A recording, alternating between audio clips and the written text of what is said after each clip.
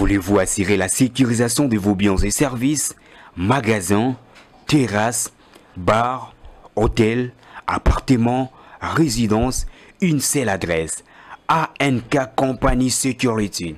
En vue d'appuyer la vision du chef de l'État, Félix Antoine Tshisekedi Tshilombo, ANK Company Security vous offre gardinage et sécurisation de personnes et de biens, avec des personnels qualifiés, formés dans de normes professionnelles et internationales. Chers tous, la sécurité tout en étant un ensemble de mesures préventives exige une formation de justesse et de maîtrise. Et sur ce, nous avons des agents qualifiés, formés dans des normes professionnelles et internationales. Et nous faisons appel à vos demandes afin que vos appartements, vos entrepôts, vos parcelles soient protégés et sécurisés par les agents formés en toute sérénité et en tout professionnalisme. Je réponds au nom de M. Alain Ngandou. Je suis le DG de la société ANK Company. Nous sommes logés à Gombe, sur l'avenue Mandarineux, numéro 4, juste sur 24 novembre, en face de la police provinciale ville de Kinshasa. Je lance une offre à tous les partenaires pour venir souscrire à mon entreprise pour le gardinage de vos biens et de personnes. Nous sollicitons ou nous toquons la porte au gouvernement de nous faire confiance, de nous donner des marchés, sécuriser des entrepôts, des magasins, des terrasses, des restos, des bars, des résidences. Nous sommes là pour la sécuriser et les conserver dans un bon état. Pour tout contact, avenue Mandarin numéro 4, quartier Croix-Rouge, commune de la Gombe, plus 243 81 39 23 330 85 41 82 160. ANK Company Security, votre sécurité, notre devoir. Merci mbote nyonso esika bozali mbote na ba Congolais nyonso mbote na bato motema molamu mbote na bato motema mabe mbote na ba famille ya ba policier pe ba militaire nyonso to pesi bino makasi tika ete mboka oyo ezongisa na bino koleka oyo ba boti na bino bazo sala bolemba te boyuka mpiko lelo yo mwana ya soldat pe ya policier akoma sujet ya ba mokeri bazo finga batu bana ba soldat ya kalu fungula bana ba policier na kalu fungula bazo finga bana ba militaire na kanko kolo me ba bosani ke batira batata na bango ba 200,000 ba 300,000 bango ba tushaka ba 37,000 $. Na pesi makasi na bana militaire policier nyonso po ba ete batata na bino basala ka mingi pona mboka oyo ozaka na somo ya mwana politicien te bo tata na politique asala kana apart ba bilobela soka ka yoke betia wa kima ko bata makomi tata na politicien zo kengela même na moment difficile na pesi bino makasi bana ba policier militaire na pesi bino makasi tango ba para tango général de l'armée na mboka oyo akomi même pas na $1,000 moko yoka tata moko boye azana $37,000 au salaire brut sur to bando kata ba taxe impôt ne futa kana Congo impôt ni yo DG impôt ne futa. Quand vous foutez la domestique, dans le salaire, impôt ne fout. Impôt ne fout. Domestique, non, va foutre le salaire. Jardinier, non, va foutre la. Félix Tshisekedi, nazo que la homme mawa. Vous avez la première nazo que la homme mawa. Bato zinga mina bango. Nazo que la homme mawa. Ministre ya travail. Ah, ministre. Oza maman, ministre. Nazo va aussi me déjà bastilo. Trésor a comment en opposition. Donc c'est la kaka le bateau le kangana qu'on s'ala jamais. Je serai jamais. Na koteka la jamais qu'on s'ala mutaka tum. Ya Fayulu, ya Matata, ya Tshisekedi, ya Kabila, na koteka la jamais qu'on s'ala mutu na bango. Tshisekedi asali malamu na lobiango. Kabila asali mabeto malamu na lobiango. Fayulu Katumbi bango nyonso batata c'est ça na lobiango. Vous trouvez normal que batu moko soit 37,000 na mboka oyo. 21,000 à député pour te sala ka makele. Vous trouvez normal que mutu moko soit 37,000 na mboka oyo. Tokolobelango na émission na biso ya mukola lelo. Ba quart de salaire wana. Ba negoso basaka na yeni pepe na pesi bino mbote. Na pesi bino mbote bato osala na yeni. Lebe boke musala ya. Bozo sala Il a voulu non dire message ça va ne peut pas tomber. Est-ce que là il va tomber? Gana est-ce que il peut pas tomber? Ozo que la infraction.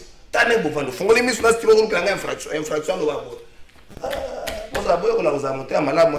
Na pesi bajano so yene pepe mbote na pesi comité directeur yene pepe mbote conseil d'administration yene pepe na pesi bango mbote. Donc na yene pepe rôle quand même ko kufela. So la comité directeur rôle quand même ko. Okozo matanga ya ba voisin commissaire ngo ya yo mbongo ebimi.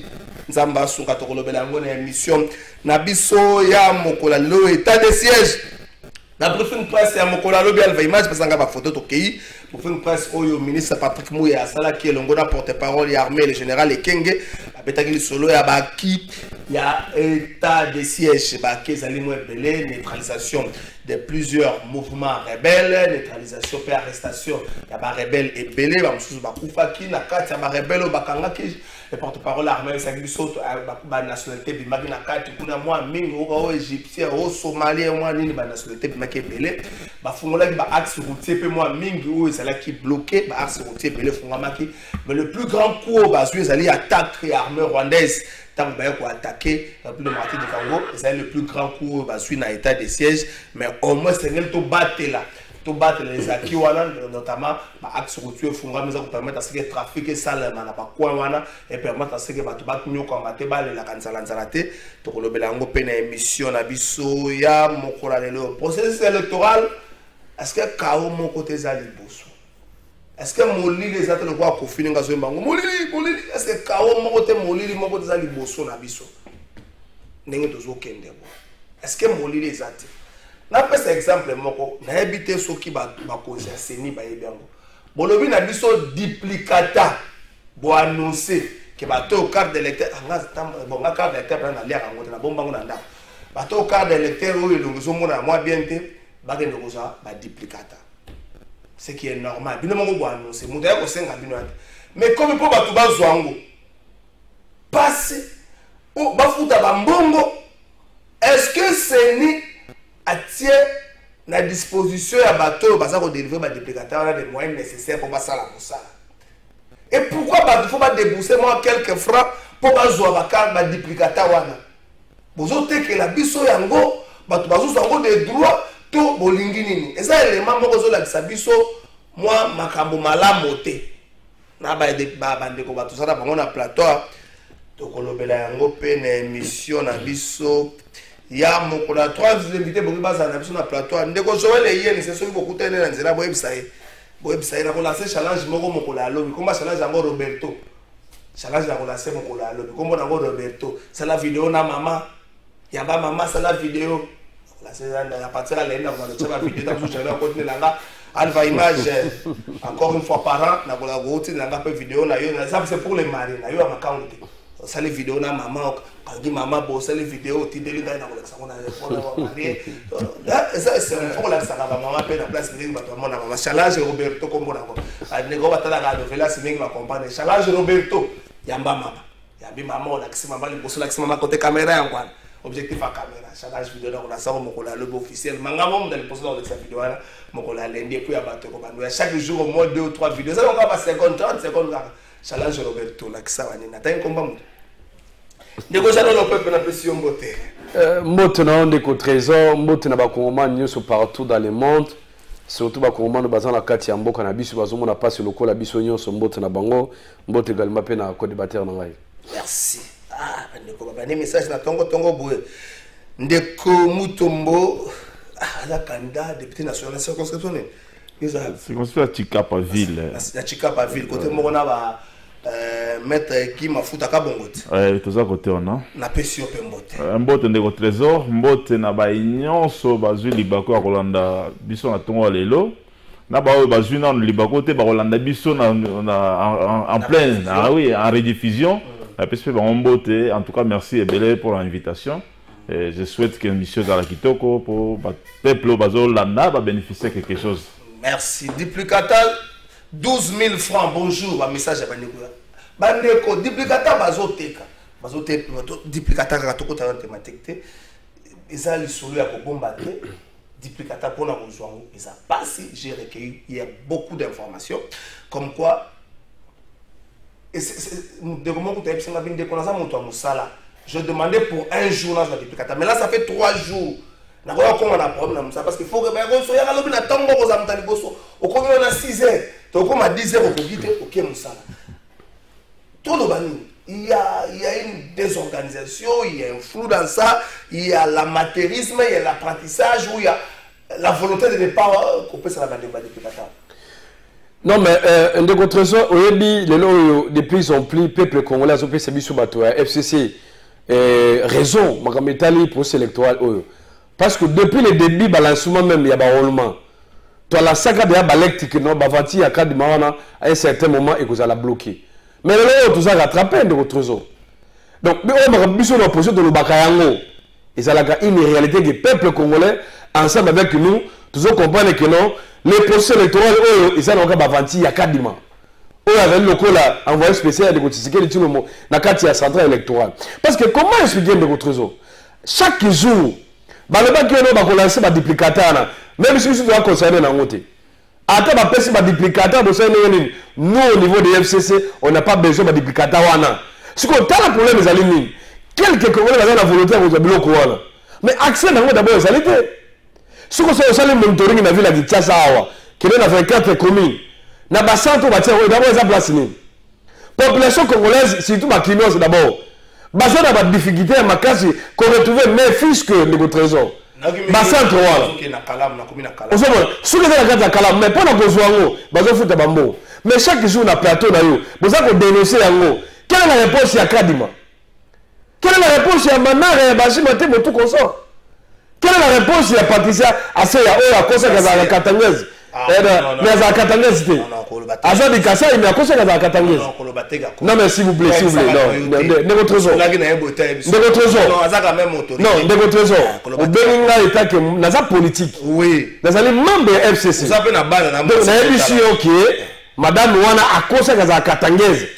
À quel est la quota à la Katangaise à la gâter à cause ça? Mais pourtant, Azali, Bandogramissou à Kassai. C'est déjà la tricherie. Ce qu'on va toujours le 12 000 pour la besoin duplicateur. Car ma réaction à la Zaline. Donc, on a besoin de l'état de c'est comme si on a dit bref, de votre réseau. Pour ce électoral, depuis la série, ils ont l'accès que non, bavanti, na bavanti. Et donc, on va serrer, ils ont la carte de l'eau. Parce que ce qu'on a les mêmes biens, éléments, par exemple, de votre réseau. Quand on a la publication, député national, on a dit que Batia comme IDPS à Tibala. Or, l'ancien premier ministre Bruno Tibala a dit qu'il a aligné ma candidat. Même dans a dit qu'il a coupé sa bâton mandaté. Même dans Boutou Salate. Attends, dans Boutou, a dit qu'il a fait la route. Mais pour de faire politique, pour des raisons politiques, il a diaboliser. IDPS, il y a Bruno Tibala comme celui le patron IDPS. Il va diaboliser la carte d'opinion par rapport à la constance. Nous sommes c'est le niveau Kadima. Il y a aussi Ndeko Kadima, le Kadima. Kadima, c'est une malédiction à 5 ans à SCC. La conséquence, c'est qu'on a été tout Nasuka. Et na boy que Kadima Suka le Kola, comment ça s'appelle? Avec Malumal. Non, avec Malumal, paix à son âme. S'il vous plaît. Paix à son âme. Mais tout le monde a la chaise volante. S'il vous plaît. Vous comprenez? Ma confession religieuse, c'est aussi. Bandimaka a été. Kadima doit faire attention. Le fait que Kadima continue à tétiter Sinaï, à ce hôtel de la Sengo, à ce hôtel de la mission de position, je crois que vous comme Abé. Merci. Heureusement, la malédiction sans cause est nulle et sans effet. Mais la malédiction sans cause est nulle et sans effet. Maître Mutombo. Bon, on a sengi un apaisement na co-débatteur. Ok. Azali un peu apaisé parce que je vois vraiment qu'il Azali vraiment dans ses états. Azali vraiment dans l'état naïe. À risquer à permettre le bateau la nateba capturer bien. Alors je sais émotion mais tozali la likamwa seni ma duplicata candidat ça vous fait souffrir aussi parce que électeur belé carte d'électeur effectivement ils ont du mal à recevoir duplicata. Effectivement oh salimi malam on doit applaudir. Oh pe salimi mabe il faut te condamner en gros. Parce aussi c'est l'électorat de pays bani il n'y a pas que de mauvaises choses. So total bien, il y a un malin où ils allaient dans 4 mois, ils ont dans 4. Mais il y a ma carte de lecteur. Donc, on peut dire clairement que ma carte de lecteur, engagement au Seigneur Azwaki pour la livraison de la carte d'électeur, ça a échoué. On doit le reconnaître. Okay. Parce que duplicata bazwaka soki muto abungisi original. Ouais. Mais pour l'instant, original est ali. Mais tu es obligé à que soit duplicata. Pourquoi? Parce que original tu as ils ont posé problème. Non, c'est une très bonne réflexion. Ouais. Duplicata bazwaka soki abungisi original. Oya na original te bungio. Non, tu votes, ce qui duplicata ezali c'est que original est bungaki. Bien baby ou bien deboy, donc il faut duplicata. Mais il se fait que batmusus bazo garder ba original na bango, mais baza na obligation que zo duplicata parce que ba original ezali sous lisible te. Difficulté wana ngambo de ko trésor na ozo zo calamité. Il faut na ça la moi transaction mo boye na retirer le mo boye na banque. Alors, basenga carte d'électeur. Na présenté ba carte na mususu, ba boy. Na présenté permis, ba boy. Na présenté carte de yanga ya musala ki avocat, ba boy. Ba le bika ka opesa carte d'électeur. Alors, carte d'électeur, tu sais qu'il y a une difficulté à côté. Est-ce que zangai ton haïté? Mais comment zangai? Mais l'ongion a zobi makula, ils ont encore l'angaïté. Alors, j'étais obligé à que Luka duplicata pour n'a aussi ça. Bon, je peux déjà être honnête. La faute quitter. Bonjour papa Trésor. Mais l'antenne est Zalaki. L'antenne est Zalaki. Bonjour papa Trésor, c'est M. Vini na vandi nangalie ma du côté Mimosa. À propos de duplicata, je viens de payer $10. Il y a une moitié entre parenthèses. Corruption, frais de carte pour avoir ça. Non, mais il faut que le baquet, tout ça dans l'état de droit. L'état de droit, ils ont permettre de place au bassin imbongo te que fouta. Na muto azo futa mbongo il est pas favorisé ba atwana est-ce que batunyo c'est pas OK mais c'est pas ça dans l'urgence il faut ça la yango non mais on peut ça mbongo te parce que mbongo ils allaient établi te président Seni a l'obité que pour récupérer duplicata il faut payer quelque chose ce qui OK agent Seni mbongo il faut dénoncer agent wana d'ailleurs je pense d'ailleurs que c'est poursuivable ce qui va prévu c'est que agent moko agent ki mbongo neti bande ba yotina ba message ya batina ba kombo ba agent wana justice c'est lui on a pas ça et je pense que ça ne revient pas au président Kadima de sanctionner bateau ça la bonne parce que bateau ça la bonne bateau se compromettre par rapport à la loi Mboka ils commettent des infractions et la corruption Moussa va passer ça gratuitement ce que c'est ngeli mbongo au comme ko corrompre au comme ko bateau corrompre en ce moment là c'est la justice d'ailleurs il y a un bureau et il y a toujours la police qui est à côté. Pourquoi ne pas dénoncer? Là, ça beaucoup de commune police à ça. Oui, donc pourquoi ne pas dénoncer? Parce que ceux qui ont accueilli, au moins, ils vont être belés. On a osé la tête. On peut 6 mois Kanyaka. Yo moto peut sinon on est déjà poursuivable. Pourquoi on peut se Kanyaka? Parce que le lobby qu'on fout à tête. Yo que fout à pour rien. Bah il comme il m'a dit sur bana. Il y a un moment quand tout le monde a nzela na ni na ba de ko biso ya ba PC. Loin ni le lobby qu'il faut PC mbongo. Mais tout le temps on nzela hôtel ya de quoi tellement makasi na moi au kabele moi et le quoi la mai. Est-ce que c'est corruption? Mais dans le sens il y a que basa le faveur et comme corruption. En ce moment là na yo moto pesi. Na yo moto azui. Bino yo simi balé. Merci bien. Je crois que bandeko boyoki quand na yo ezani na makamba duplicata. Quand na yo ezani.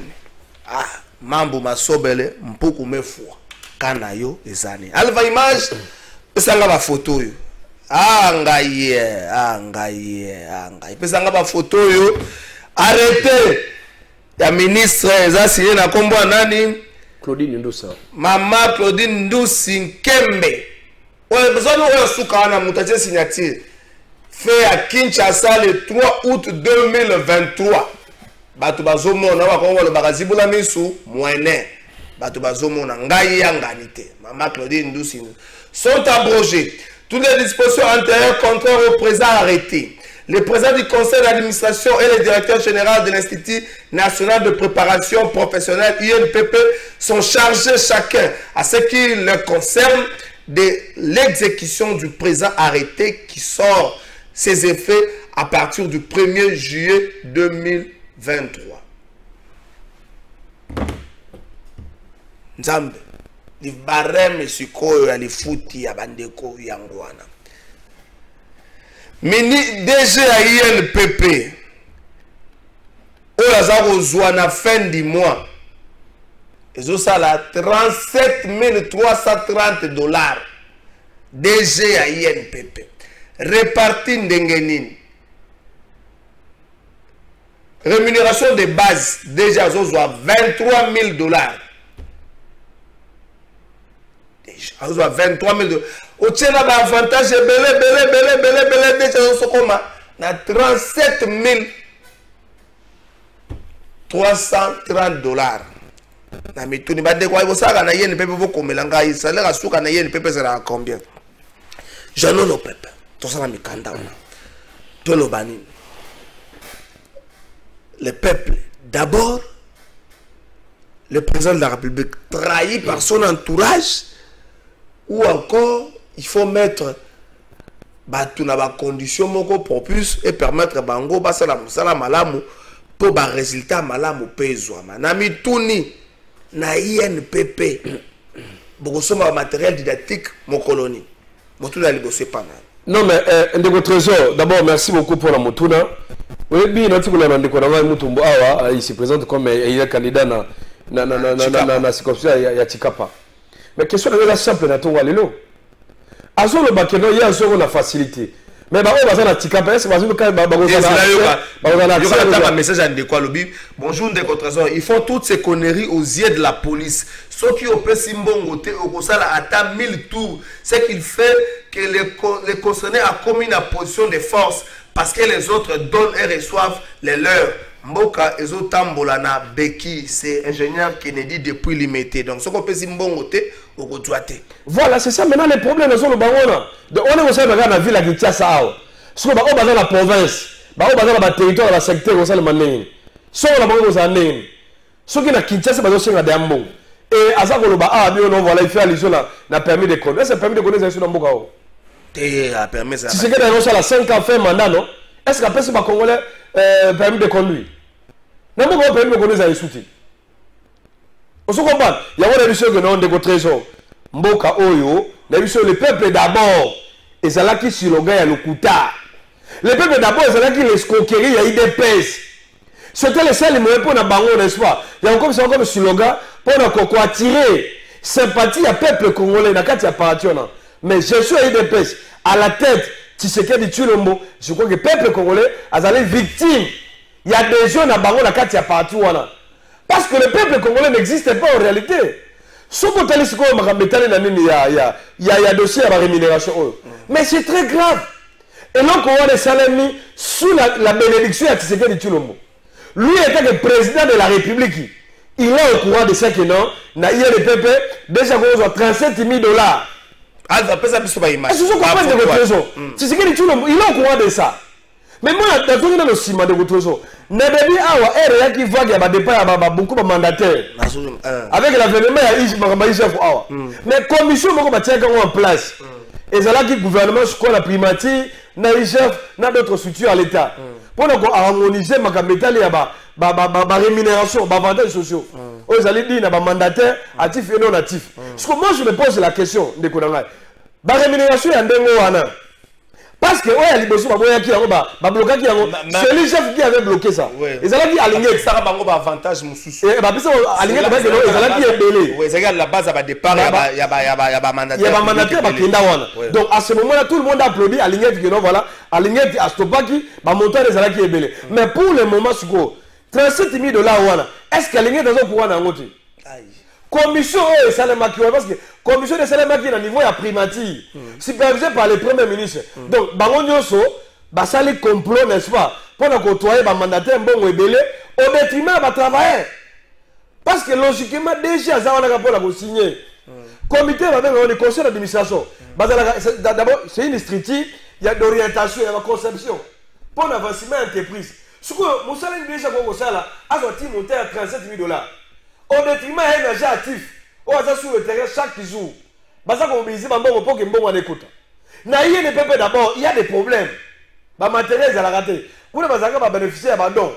Vous ne pouvez pas bénéficier d'un gouvernement japonais, il y a un gouvernement chinois, il y a un gouvernement canadien. C'est ce qui se passe dans le cadre de l'INPP. Mais on a l'INPP, il y a un matériel. Pour la formation, il y a un molina, je crois que tout ce qu'il y a un depuis à l'époque où il y a Kenda, Chikuya, depuis à Kenda, il n'y a pas comment on a millionnaire. Mais des jours à Yawana, mais des jours à remplacer Yawana. Mais allez voir d'abord le travail. Quel est l'apport il y a député na bino o Lukulas? Parce que ce côté même si on a arrêté au madame Wana ma connaît nous ça peuple voyez ba que azali motabati FDCA baza bati lukwebo longo la bati na makambo ndeko faut matati na ba responsabilité politique toi ba otaki wapi auta pas bati lukwebo ce qu'on a dit maintenir là c'est parce que c'est bati mutagaki azala maintenir wana ce qu'on question est simple ce qu'on allait arrêter au monde répartition ba rémunération place le peuple d'abord ils allaient wapi il y a on a des montants de non de trésor bisu ba congolais sont ensemble oh bah c'est là qui ne dégoûte le mot espoir je crois que espoir na bango comme perdu bazali décis il y a comment on a biloko ande on a parce que en réalité ça qui est l'échelonité de tout ça? Mais Kamera Banda qui déjà challenge non? Kamera a commencé d'abord la présidence. Mon demandeur qu'on soit 300 000. À combien il y a 3 millions? Mon demandeur soit 3 millions, à combien il y a 9 millions? Mais c'est d'abord Kamera. Ce qu'on a dit déjà que nous avons soit l'État. Ce qu'on a la présidence, nous avons un million. Oh, peuple qu'on soit en route. Ce qu'on boni, oh, bazan na seba otiki onde. Ce comme ça que nous avons ici, les commissions au basala qui a en dedans. Commission aligné à ces gens qui et ça là qui dans la bite ça la peuple qu'on bloquer wana. Merci. Parce qu'en réalité arrêter en wana on a déjà pour la cahier le peuple. Alors dans d'autres entreprises et ça n'est de votre trésor. Merci. Donc peuple congolais à ça qu'on a pas si à ça qu'on souffre dans le goûteur le peuple d'abord pour l'état des droits mais en réalité ça qui n'a pas escroquerie politique et que peuple congolais ce qu'on accompagne qui est réellement ce qui est tout le mot. Par rapport à la gestion. Merci. Salut, c'est l'ingénieur Gaëtan depuis Matete. C'est vrai. Bazo Sengambongo. Bonjour, plateau de vérité. Même la carte d'électeur pose Wakaka Mbongo. Vraiment, Mboka Oyo. Kaka Nzambe. Merci, Bandeko. Toke Sikoyo. Ah. Ndeko Mutombo. Est-ce que les Congolais lambda, ayaki pour accompagner Bateau, Bazo Kamba? C'est peut-être la raison, Oyo. Pour 500 sièges, toi, on a plus de 24 000 candidats. Comment vous trouvez normal que jardinier, jardinier, il y a DG, il y a INPP. Jardinier, il y a DG, il y a INPP. Ma famille, ceux qui vont aller. Jardinier, il y a DG, il y a INPP. Combien? Jardinier, il y a DG, il y a INPP. $500 les mois. Est-ce que comme la cahier, jardinier a déjà ne peut pas avoir $500 les mois. Sentinelle là y $600. Domestique il y a déjà ne peut pas avoir 1600. Plus qu'un général de l'armée. Général a commis même pas $500. Domestique il y a déjà ne peut pas avoir $1600. Maître, est-ce que c'est le président de la République qui est trahi? Est-ce que l'objectif était il y a comme tondi sabambongo na poche ou bien ya ko bongi samboka toujours ka INPP. Bon de côté trésor on dit toujours la nama ba leçon moko malamu et pas ko débattre na ngai mais là où ça frustre c'est le FCC de triste mémoire. OK. On a fait ça ba conseil wana ndeko azo ba makambo 2017 au passeport ni permis ici là na Congo. Mais en 2017, c'est Kabila qui était au pouvoir. 2019. C'est FCC qui était au pouvoir. Oui. Après ça, on a mis permis de conduire. Donc, Hermoko, soit les alrasoutes en Mboko. Moi, je préfère encore écouter Fayoul critiquer. Je préfère encore écouter Bamoussous, mais je ne peux pas admettre que FCC de triste mémoire, de 18 ans de chaos, pour ces 4 ans, Ndeko Félix, Ndeko Chilobo, non! Il faut quand même qu'on se l'appelle Batou. Aux ici motel, on dit non. Talasi Mazonga. Talani Ningana Salaki, je venais d'être là. D'ailleurs, j'ai fait 18 ans. Natiki pays, na situation nini. Alors, on revient sur le cambo salaire. D'abord, il a noté que Kobakisa salaire, ils ont bêté. Moi, je précise. Oui. Parce que Moutou a travaillé à quoi comme ça? Via Malamou, oui. Kozala na salaire bien, Kobakisa salaire, ils ont bêté. Mais place c'est comme Mabé Zanini, et car il y a vie sociale entre bateau Baza Likolo et bateau Baza Nassé. Donc, Bazo détruire pratiquement classe moyenne. Classe moyenne, les autres existaient. Parce que classe moyenne, les bandes qui existaient, peine à salaire, il y a bien. il y a ça l'équilibre entre les plus pauvres et les plus riches. Ça pouvait fonctionner. C'est-à-dire, moi, médecin, faut t'amara bien. Militaire, moi bien. Oh, oui, ça va. Au moins, l'équilibre dans Mboka et de fonctionner. Mais seulement, ils ont frustré parce que car ils ont comme makasi, ils ont l'économie, ils ont makasi. Donc, 35 000, na mutu muso azwaka $100. Donc, ce qu'on compare à toi, on a ti ba okufa, ba otira lokoma niveau moroté. Là, ça frustre. Là, vraiment, ça dérange. Mais le problème aussi, c'est à quel niveau? Pourquoi Madame Ministre a proposé, ou bien a barème oyo? Conseil d'administration propose à qui? Tout à fait. Et puis, ministre a entériné. Ok. Avant que le ministre a signé arrêté, et dans le principe, mon co qui est arrêté, ils ont débattu dans le conseil des ministres. Le ministre a dit que les lotés, mon cas arrêté à l'équipe. On m'a informé que ça presque une entreprise publique et belée. Il faut aller dans le conseil des ministres. Alors, avant de compter en profondeur, il y a critique, il y a barré moyo. Il faut d'abord causer des bannis de salamaki dans le conseil des ministres. Ok. Est-ce que tu as un salaire pour les dirigeants et les entreprises? Est-ce qu'il y a des travailleurs et colana? Est-ce que ça va suivre? Ou il fallait prendre les mêmes barèmes, il faut prendre des barèmes au même moment. Bon, m'anticiper pour les dirigeants, bon, m'anticiper pour les travailleurs. Là, on pouvait comprendre. Alors moi, je préfère garder encore ma patience. Le col est comme une place publique. Nous allons voir la réaction. Il y a ministre, ou bien cabinet, il y a représentant. Après, ça va raison, ils ont justifié arrêter. Parce que je suis sûr et certain que arrêter est le cas dans le conseil des ministres. Le conseil des ministres, c'est toujours présidé par le président de la République. Il y a un débat qui se fait là-bas. Qu'est-ce qui a été? Débat ni salamaki na kati pour pas comme ça, salaire au niveau wana. Tant qu'on a suite wana ya makambolika na conseil des ministres, on peut revenir pour dire est-ce que c'est bon, c'est mauvais. Au comment on va matisi boilo, va matisi le peut travailler. Il y aura pas de problème. Mais écart exemple là. Parce qu'il y a des députés et cause qui problème. Il y a des mandataires et comme boité. Sinon mutunyo ça olingaka comme mandataire. Mututo olinga comme mandataire. Et pourtant dans un pays to cause à la batunyo sera dirigeant. Il faut ouvrier bazala, il faut mettre d'œuvre bazala, mais pour nous soigner ça bien, il faut qu'on crée équilibre social. Alors, moi je pense que tant que nous avons une résolution, il y a le conseil des ministres, on va se faire une idée par rapport à barème oyo, est-ce que ça bien, est-ce que ça m'a bien, mais qui sont interpellés? Ce sont les députés. On est dans le contrôle, il y a un pouvoir, il y a contrôle. Merci. Ah, j'ai la linguette. Oza wapi. J'ai la linguette, oza la pine. Et nyati sende, bimi mon pépé, bimi yoka ma rubrique. Indemnité funéraire, yoka ma rubrique. Cercueil. Donc, nous avons déjà un Alpha pesa une photo. Oh, côté signature Rezali. Oh, côté signature Rezali. Oh, cercueil. Donc, la famille a déjà couvert cercueil à $1,500. Croix, $200. Frais administratifs, $300. Allocation deuil, donc famille, agent INPP, et pas DG Zali, $1,200, na $1,000. Collation corbillard, $500. Démarche service social, $300. Nzambe.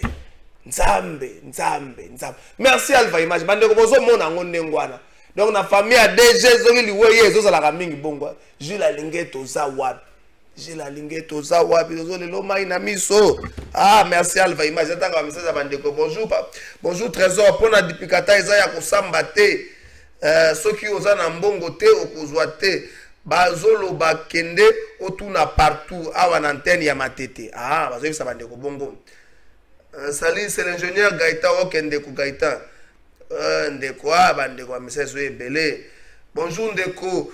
Batu ya pouvoir bayaki po basala plus Kabila to bayaki kolelisa biso. Merci Ndeko.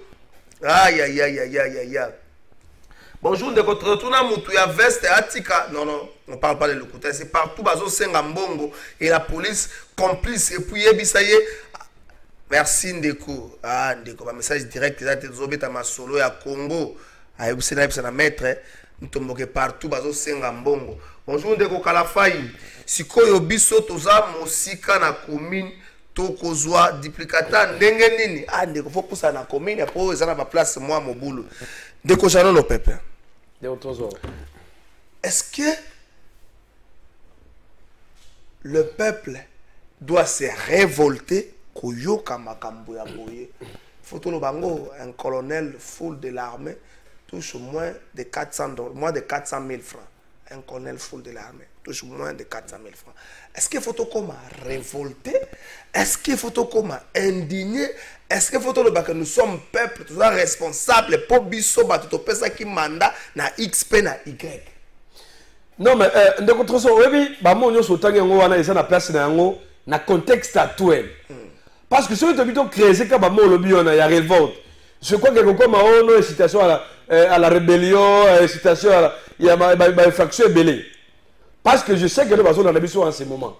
Mais en réalité, n'habitez ce qui ne vous dit, à cet entourage, il y a bien. Dans le mandat de votre sécurité, on réfléchit de votre zone. Il y a eu au moins 5 coups d'État en Afrique. Ce qu'on a chaque pays, à ça, on a réussi un coup d'État. Contrairement chez nous ici. Donc, il y a une égalité pays abonné au sein de la mission de votre zone. Et ça, il y a un malamouti. Quel est le message que vous envoyez à un colonel? À un général, par exemple, à 1 million ou 800 000 francs congolais. Il faut tout ne faire un huissier. S'il vous plaît, à un huissier. À 200 000, 300 000 par mois. À vous avez l'esprit de votre réseau. Quel est l'esprit sentiment de vous avez il y a quoi appartenir aux États congolais dans le Canabiso? Il y a comment on a dit qu'on a dit il y a un policier à la Libanda. Faut de ce on a Koufa pour l'école et Kendate. À ça qu'on soit moins de 500 000. Et à ça qu'on va monter à Boy. Vous pouvez faire la désobéissance ici, la désobéissance, ou bien pour apposer un acte. Toujours réfléchir dans le plateau. Parce que je crois que même des généraux, là où Basali, même au niveau de la police, dans la couche sur la société, il y a un bon calabiso. Je crois que nous avons toléré à côté. Notamment dans quelqu'un comment il s'appelle encore Jean-Marie Loukoulas. D'abord, il est député national. Il doit faire 21 000 $. Et le cas de votre chose. Mais si vous passez le moins 31 000 $ ou 37 000 $, à quoi on a combien? Donc, pour rien que pour le cas, il y a le goulas, à quoi on a 50 000 $. 50 000 $ chaque mois. Namboka policiers, ils n'ont même pas 500 000. Namboka peuple congolais, ils ont souffert. Namboka jeunesse, il y a encore des difficultés. Namboka la route à des sectes agricoles, exacté. Namboka courant de maille comme le a valeur. Namboka parce qu'il n'y a pas les hôpitaux, il n'y a pas les écoles de votre zone. Ça c'est quel message? Il y a vu que non, c'est tellement révoltant. Et que moi j'interpelle le peuple congolais. Peuple congolais, tout est sentiment. Surtout, mes bons frères de Kassaï. Non, s'il vous plaît, non. Faut pas ça là. Je m'adresse à s'il vous plaît, ce sont mes bons frères. S'il vous plaît. J'ai l'intérêt à interpeller Bango. Tant qu'on va koloba, ça fixation na espace linguistique moko, ça fixation te loba Congo mobile. De ce na linga Congo pe na linga ba beau frère na ngai. Ça fixation espace. Baza ba beau frère na ngai. On s'occupe pas de Otozo. Na ebisu yo, ce qu'on t'a réalité à boy. Peuple a retenu nini. Tshisekedi Tshilombo azali erreur de parcours. Azali régime moko ya accident na mboka na biso. Parce que en réalité ce qu'on t'a dit combat ya IDPS. Ce qu'on t'a dit acharnement bazali na vis-à-vis ya Kabila. Mais lelo babilo kabodon Loukoulas ça aura 50 000 51 000 $ par mois. Mais ce qu'on a 12 ans, 10 ans il mettait. Oh comment on a bazen baye belé baton nami wana. Discussion tongo midi pourquoi on a mis misala exacte de Kotozo tala biloko ande ngona on les a poussé nini on s'est poussé peuple congolais na révolution on s'est poussé peuple congolais basa la révolte parce que banda biloko ande ngona et pas le par exemple on attend à cause de la sécurité non et pas le cause que non par rapport à l'inégalité qui est belé. Merci. Il est temps que non conformément à la constitution tous en conscience nationale. Avec l'article 64, tous ont intérêt à stopper le régime anti-Tshisekedi. Parce que c'est jamais vu dans Mboka. Même à l'époque à Kabila, on va critiquer. Mais l'article comme ça, la route. Merci. Dans tout ça, on a souci à l'élément souvent. Alingeti. Alingeti, il y a un mandataire. Mais où est le cas? Est-ce que Alingeti est au courant dans la route? Merci. Quelle est la place à Gilles Alingeti? Soit Gilles Alingeti, Azar faibli. par le premier ministre, c'est comme ça que non, alors elle est béni. Pour écouter que ça la bénédiction comme nous tombons d'ici que non, ça la bénédiction du conseil des ministres, c'est que nous continuons à entériner en haut. Merci Jean Lopepe, merci Maître Mutomboto Soukissa. Est-ce que ça parle la rétrocommission dans cette histoire? Bon, de votre trésor, on déplore toujours. Mais je ne vois pas dans mon atteinte de la FCC, dans le cas de critique. Dans le bien, on a pu, je vais revenir. Parce que au moins, écart autour le Belawa, il y a écart moulay entre policiers. Par exemple, les députés. Les députés. Il y a écart moulay. Dans un État qui se voit un État bien net, toujours le construit le pays, et comme la stabilité malam, tout le monde est écart wanate. Mais tout le monde est que Moutoulo, la FCC de triste mémoire. Ailleurs qu'on a plateau, on peut le policier. Atika policier na salaire ni. Atika soldat na salaire ni. C'est là où il fallait commencer. Biso ba FCC de triste mémoire. Tant que tika pouvoir, tika policier na salaire ya boy. C'est en ce moment-là on va critiquer. Mais je ne sais pas. Je ne sais pas pourquoi on critique. Nous ne sommes pas toujours d'accord na Union Sociale Amaga, na Katia Union Sacrée. On n'est pas toujours d'accord. On n'est pas d'accord. Alors, nous on demande, parce que nous la place publique. Moi je vois, avant d'abord d'interpeller l'IGF, moi je vois d'abord les députés. Parce que le représentant du peuple, représentant du peuple, et nous, députés, Parlement, il faut ça là, l'IGF est service. Mais Parlement, ils allaient pour Colande la Magambo Nyoso. Il faut pas tala, pas bengi sa ministre ou en assemblée. Bientôt à rentrée parlementaire aux Arabes en septembre. Pas bengi ça y est. Pas bengi ça y est, pas poser ma question. Mais le contrôle parlementaire n'existe pas. Moi ça demande un mot. Le contrôle parlementaire n'existe pas. Et tu vas rappeler qu'il existait depuis Sénat Kabila. Non. Tu vas rappeler qu'il existait même Sénat Kabila les a ratés. Donc, le FCC a mal placé. Je sais qu'il est mal à l'aise dans ce plateau ici. Parce qu'il est en critiquant Nini. 18 ans de règne. Qu'est-ce qu'ils ont fait? Ils sont comme ministre, moi, on va interpeller, quoi ici, période de FCC qui est Azali Mabe. Est-ce qu'il n'y avait pas de mal? Le mal existait toujours. Mais quand il y a mal à l'Union sacrée, on condamne. Je suis de l'Union sacrée, je ne suis pas d'accord, n'a barré mot. Merci. Nathan, un message à Bandeko sur les thématiques. Bonjour, plateau de vérité. Il y a un article qui dit pour un paiement, il s'agit de rang social. Merci, ça fait 4 ans que l'on est impayé ou payé, n'accompagne de il faut donner l'argent pour que je puisse être parmi les gens qui reçoivent les salaires. C'est Bivens Peter depuis les Matermenis. Merci Ndeko Bivens. Salaire au départ n'a pas social, mais ça fait 4 ans. On a un bon poids de salaire. Bonjour Ndeko. Partout, on a un bon paix. Na présence, il y a la présence, il y a des policiers, il y a des carte d'électeur, il y a des duplicata plutôt. Bon, merci. Bonjour. Boka Mobimba, autorité batala kaka libumu na bango moko. Autorité batala kaka vente na bango moko. Merci.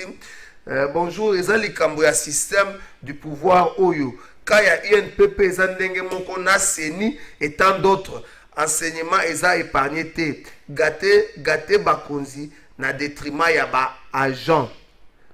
Oyo yango agent akukita akotika corruption te. Merci c'est Douglas. Merci Ndeko Douglas.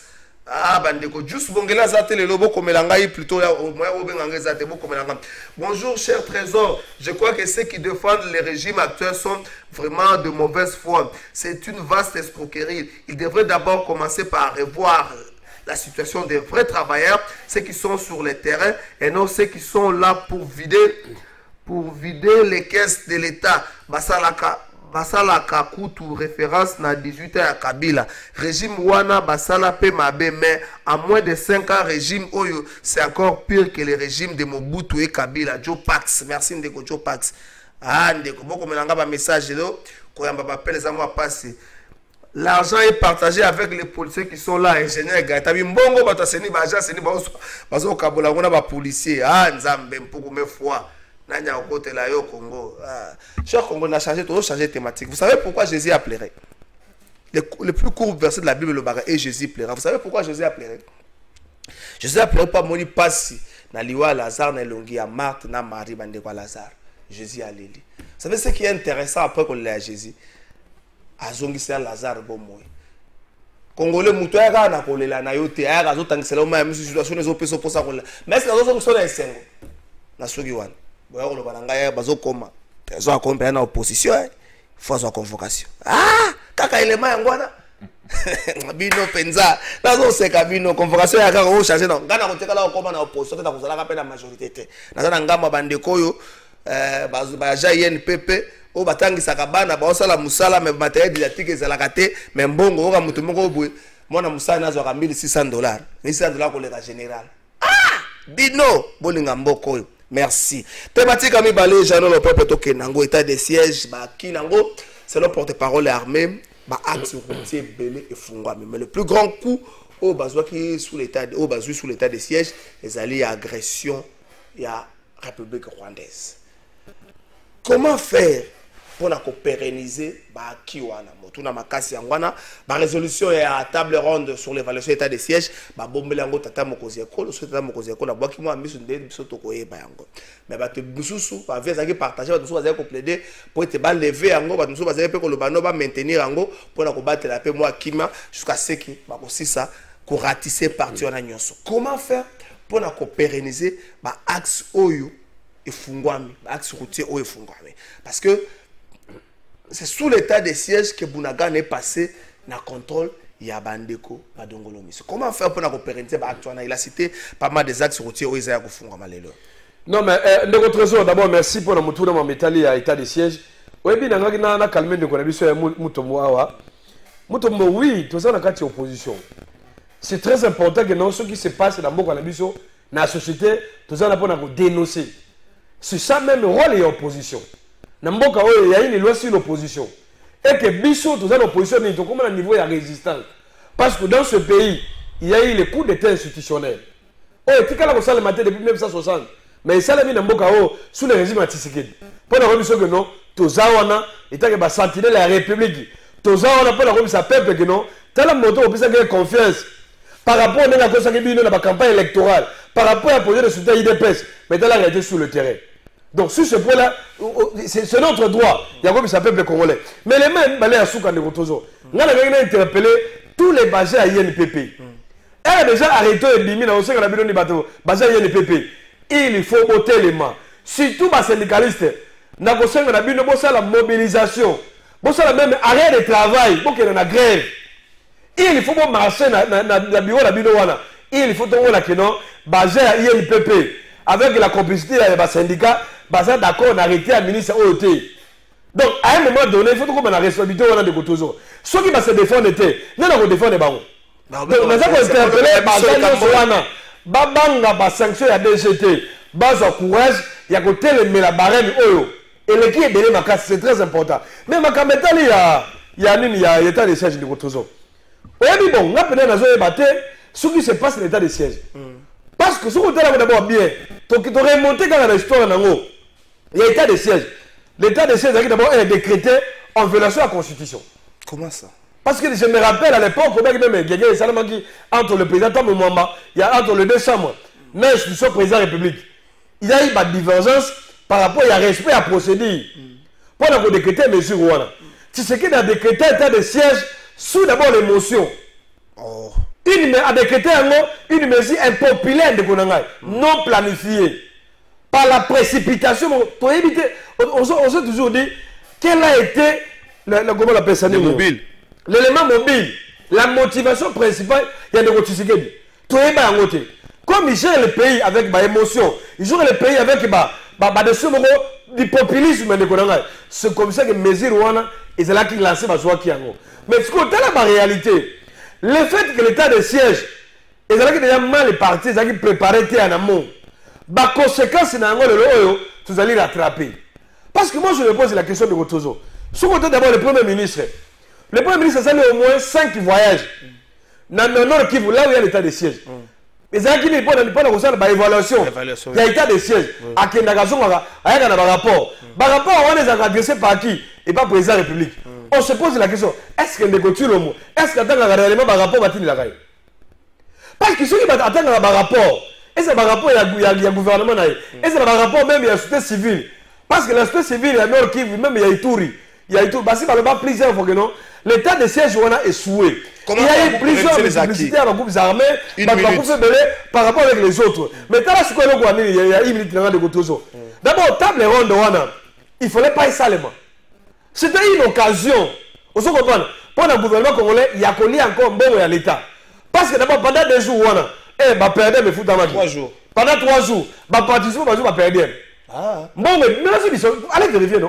Tous les participants, ceux qui étaient de présence, pendant 3 jours de gouvernement. Mais ma résolution est on va tirer le premier réservé. Quand les réservé, c'est déjà connu que dans l'état de siège, ils allaient échec. Et qu'il y a lieu que tous ont encore un ciment. Tout ce qu'on peut faire pour la recevoir Mbogao. C'est pendant ce état de siège que le Bunagana, Rutshuru, Kibumba, de Massisi et d'autres localités, ils ont contrôlé le commune. Na gestion il y a Rwanda. Merci. Sous l'impuissance, il y a des cotisés qui sont il y a Rwanda bisio. Au-delà de la critique sur la salle, il y a des dossiers de détournement et fort. Merci. Jean-Baptiste Kassé quand le voit que non, bon état de siège. Mercredi la semaine prochaine. Merci Ndeko.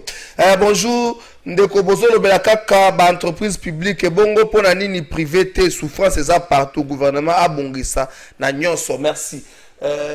Maître Mutombo, les acquis. Comment qu'on pérenniser encore? Mais porte-parole à l'armée un gros coup au bazui, ils allaient attaquer l'armée rwandaise et Koya pendant cette période d'état de siège. C'est là que le territoire et la République démocratique se passe sous contrôle de M23. Comment pérenniser Bakiwana? Surtout que côté Kuna, nous sommes vendus tout est comme la neurosité. Bon, Ndeko Trésor, je pense que Tolandi plusieurs fois, mon cousin Moka, à le Maramoya Est Mingi. Contrairement à régime et à triste mémoire et FCC, Ndeko. Ils ont barré ça, s'il vous plaît. S'il vous plaît, comment sécuriser. La sécurité donc, contrairement à Bango, pas agression à Congo et banni les lotés. Congo est agressé depuis plusieurs années. Donc, depuis plusieurs années. Mais Ndeko, président de la République, a zongeli malebele jusqu'à dire clairement au monde entier que nous sommes agressés par le Rwanda. Tu as instauré état de siège. Il n'y a pas eu que de mauvaises choses, Nakatia. Ce Rwanda qui lobby bien, nous voyons que côté Moussoussou, ils ont un avantage de Salamaki. Mais il y a aussi également, dans le Moussoussou, état de siège. Et puis ces résultats, les résultats, il fallait produire et produire. Mais on a donné même des raisons pour la ligne, les résultats en haut, ils ont imité. Quand il s'agit d'une agression, bon, quand il s'agit d'un problème interne, ce qui est un problème interne, je pense que la négociation, les rebelles, les sengi, les belés, il y a qui déjà, et ça. Et ça, pourquoi? Parce que nous avons compris que ce n'est plus Batouana, Bandekona Bissouana, au besoin d'agresser Bissou. Mais il y a eu le pays derrière, notamment le Rwandais, au besoin d'agresser Mbokana Bissou. Alors, la question qui se pose, est-ce qu'il faut maintenir état de siège ou bien il faut Kolongolango? Ou requalifier? Il y a trois questions. Na état Oyo, parce que le président de Nema, le Rwanda ne vit que de ça. Admettons que les Lotolongolango, les Rwandais doivent continuer toujours à chercher à vivre derrière ça. Pour moi, il faut qu'on requalifie en haut. Prendre encore des dispositions qui s'imposent, de sorte que, aussi la nanaba rwandais, parce que ce n'est pas le M23, c'est connu partout dans le monde, c'est que M23 n'a agressé à Congo, Rwanda. Alors, il faut qu'on requalifie en haut, prendre encore des dispositions qui s'imposent, parce que tout à côté, on a besoin de Kimia. Il faut que la paix règne. La paix doit régner comment? Avec une armée forte. Et pour que cette armée règne dans la condition sur Makasi, il faut état de siège et Zalakaka. Et Zalaka jusqu'à éradiquer totalement l'agression. Injustement d'ailleurs. Bazo agressif injustement. Ndeko Trésor. Et il y a partout que dans Rwanda, Colton ils ont raté. Mais Rwanda battent à Colton. Colton est à Wapi. Et quand on va aujourd'hui retirer l'état de siège, Tolongolango, Mais nous avons encore laissé la porte ouverte. Il faut requalifier et continuer comme ça.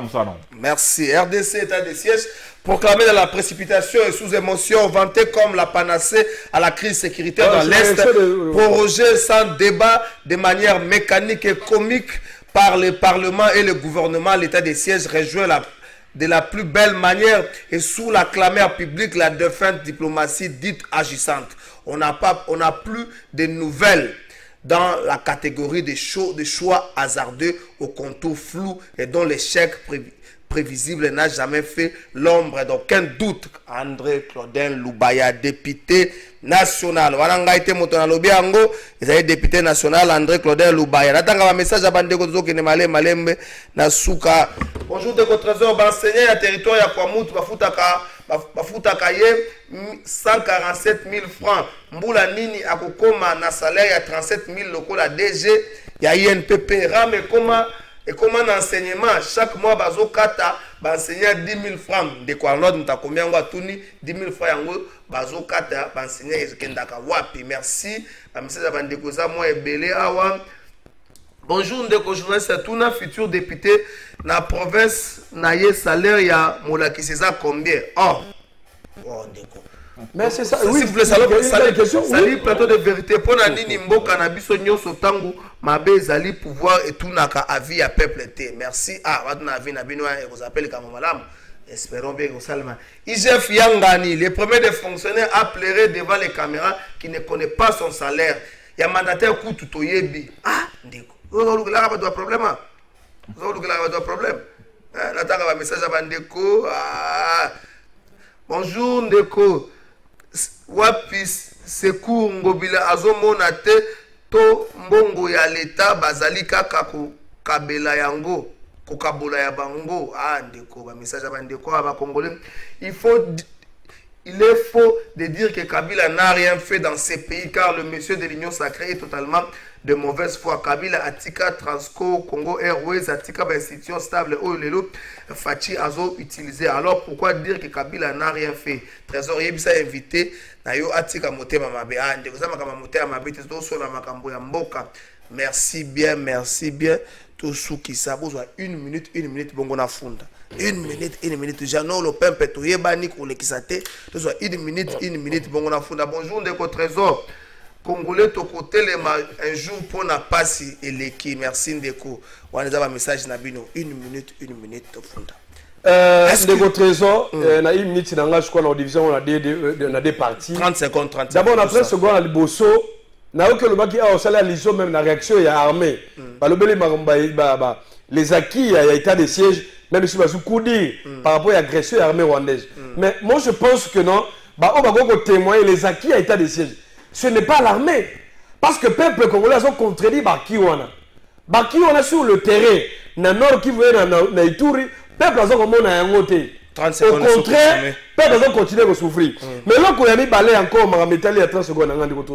Peuple congolais, je crois que l'émission va être démontrée par l'inégalité. A créé un mot par rapport à la barème de salaire. Et que nous, étant que peuple, il faut tous avoir conscience. Conscience ensemble avec les FCC, tous ces élections à Malamu. L'élection à triqueté. L'élection à tricherie à Made Kadima. Kamoulette à la Cour consolée. Tous ces élections, fichier électoral, et que la Malamu, et qu'on rassurer tout le monde. Merci. Au cas contraire, il y a pas que des trésors. Sauf qu'il va y avoir une crise électorale. Le peuple congolais a qu'à défendre la constitution avec l'article 64. Merci, Nazo Funda. Oui, en tout cas, des trésors, d'abord, merci pour l'émission à l'élo. Naba Tutu Balandi. Pour comprendre que c'est ça la beauté de la démocratie. Beauté de la démocratie, ils allaient échanger ça fait partir de l'évolution de la biso. Concernant Marambo Toto le Beleza et Belé, na kisuka brièvement Marambo ya barré ma salaire, na lobby tokoyi ko admettre que na mboka moko écart za la makasi entre bao bazo diriger na bao bazali diriger écart cause à la mingité. Il faut qu'on revoie cela. Tu interpeller bateau bazana niveau à contrôle, basala musala na bango pour barème ya boye na bisika mususu ebanité ekoya président Mokozambo kaza na posa que mboka mukongolais nyonso azala libre azala paix na façon de vivre ya kimia na Congo. Alors c'est pour cela il faut bato ba organe oyo ba structure ezala chargé à contrôle basala musala na bango. Et en même temps aussi pour état de siège. Non, ton préféré état de siège ba requalifier ngo. Ba tala oyo etambola kité ba meka ko bongisa. Kimia ezalande na mboka. Kimia ekota neni ni faut armée na biso continue ko sa musala nango. Toza to rola bande ko FCC bazolo ba non soda zo boye soda a signé pacte na mboka jusqu'au sacrifice suprême. Ne musala ya soda ngwana. Musala malamu. Ba ko futa ye mais alite ya ne ko FCC c'est que non. Non. FCC de triste mémoire atika bino na sele la combien? Boye bango bandeko. Batu ya boye bakoki jamais kopesa bino toli. Bakoki jamais boye bien boye bi soda za ngaka hôpital le soda za normal hôpital ako kende pe ba soigner ye. Na quand tu ko koma pe soda kepe na hôpital à Malonga. Boye bi que 18 ans ezala raté. Voilà pesa lukutate. Merci Ndeko Mutombo, merci na Janon Lopepe, merci na bandeko nyonso balanda kibiso bon anniversaire na yo Jonathan Longonda, bon anniversaire na yo là où repose la confiance du chef. Heureusement tu as rappelé na moi bato bon anniversaire na Ndeko Jonathan Mboule Poussani Maël pe Boanya Makasi Okambalibuta na Kimia, bon anniversaire na yo DG Alain Ngandou partenaire na biso na ANK sport bon mona ki bandele émission na ANK bo sa bango confiance bo sa bango ba marché sécurité zali assurer rapprocher comme ba sécurité ba bâtiment na bino DG Alain Ngandou na ANK na PCO Makasi Alva Image. Toutes mes félicitations à madame moi na Sikaye un beau petit garçon moi na Sikaye Alva Image batela madame malamu na kosenga na na kata challenge Roberto mokolo ya vendredi à lobby botinde la weekend ko banda botinde langa challenge osali challenge osali vidéo na maman oui position tozui maman boy osali vidéo tinde lenga na ko banda mokolo la lundi donc challenge Roberto caméra non mais caméra c'est caméra l'initiateur OK na Regina Funda bato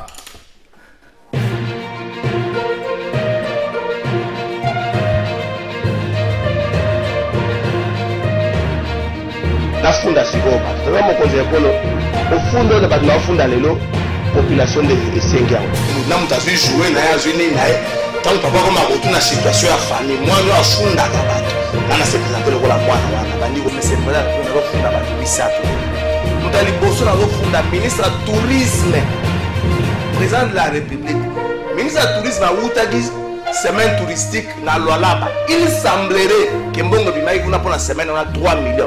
Il semblerait à confirmer le côté que Mbongo Bimaï on a 3 millions. Merci tata mokonzi ekolo mwana afunda kabatu waye.